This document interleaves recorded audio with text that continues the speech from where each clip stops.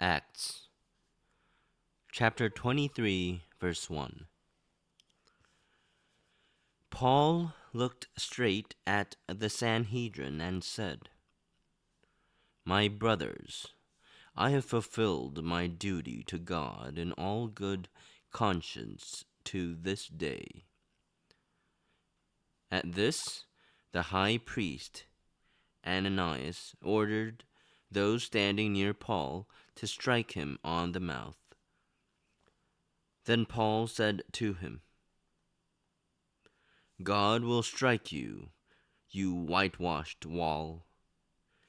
You sit there to judge me according to the law, yet you yourself violate the law by commanding that I be struck."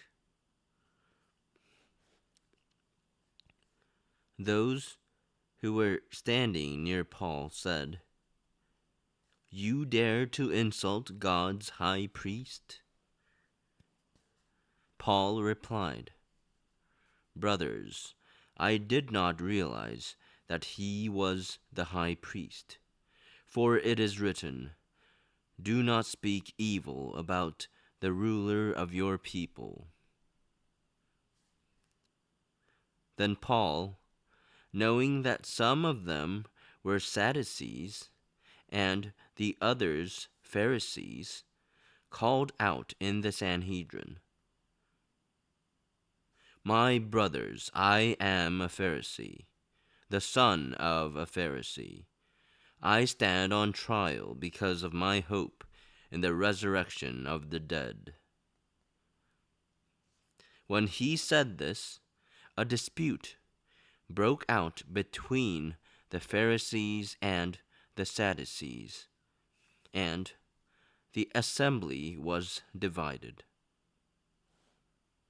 The Sadducees say that there is no resurrection, and that there are neither angels nor spirits. But the Pharisees acknowledge them all. There was a great uproar, and some of the teachers of the law, who were Pharisees, stood up and argued vigorously. "We find nothing wrong with this man," they said. "What if a spirit or an angel has spoken to him?" The dispute became so violent that the commander was afraid Paul would be torn to pieces by them. He ordered the troops to go down and take him away from them by force and bring him into the barracks. The following night, the Lord stood near Paul and said, "Take courage, as you have testified about me in Jerusalem, so you must also testify in Rome." The plot to kill Paul. The next morning, the Jews formed a conspiracy and bound themselves with an oath not to eat or drink until they had killed Paul. More than 40 men were involved in this plot. They went to the chief priests and elders and said, "We have taken a solemn oath not to eat anything until we have killed Paul. Now then, you and the Sanhedrin petition the commander to bring him before you on the pretext of wanting more accurate information about his case. We are ready to kill him before he gets here." But when the son of Paul's sister heard of this plot, he went into the barracks and told Paul. Then Paul called one of the centurions and said, "Take this young man to the commander. He has something to tell him."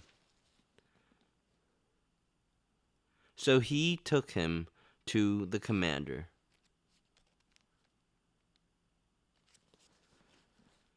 The centurion said, "Paul, the prisoner, sent for me and asked me to bring this young man to you, because he has something to tell you."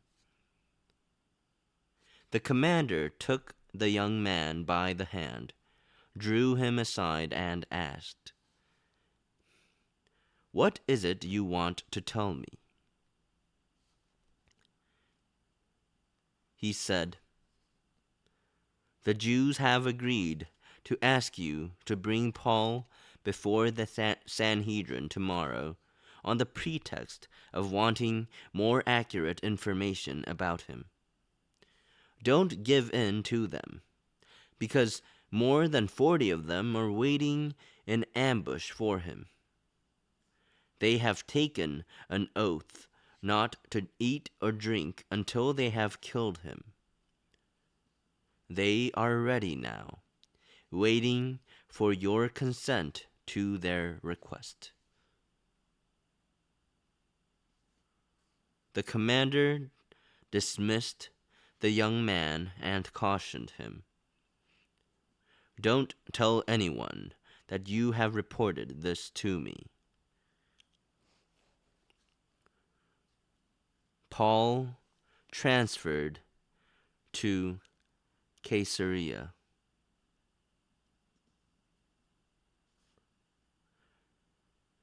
Then he called 2 of his centurions and ordered them, "Get ready a detachment of 200 soldiers, 70 horsemen, and 200 spearmen, to go to Caesarea at 9 tonight. Provide mounts for Paul, so that he may be taken safely to Governor Felix."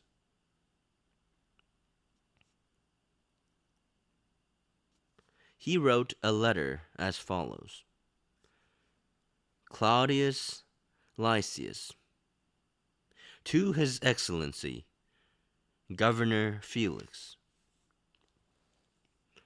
Greetings. This man was seized by the Jews, and they were about to kill him. But I came with my troops and rescued him, for I had learned that he is a Roman citizen. I wanted to know why they were accusing him, so I brought him to their Sanhedrin. I found that the accusation had to do with questions about their law, but there was no charge against him that deserved death or imprisonment. When I was informed of a plot to be carried out against the man, I sent him to you at once. I also ordered his accusers to present to you their case against him. So the soldiers, carrying out their orders, took Paul with them during the night and brought him as far as Antipatris.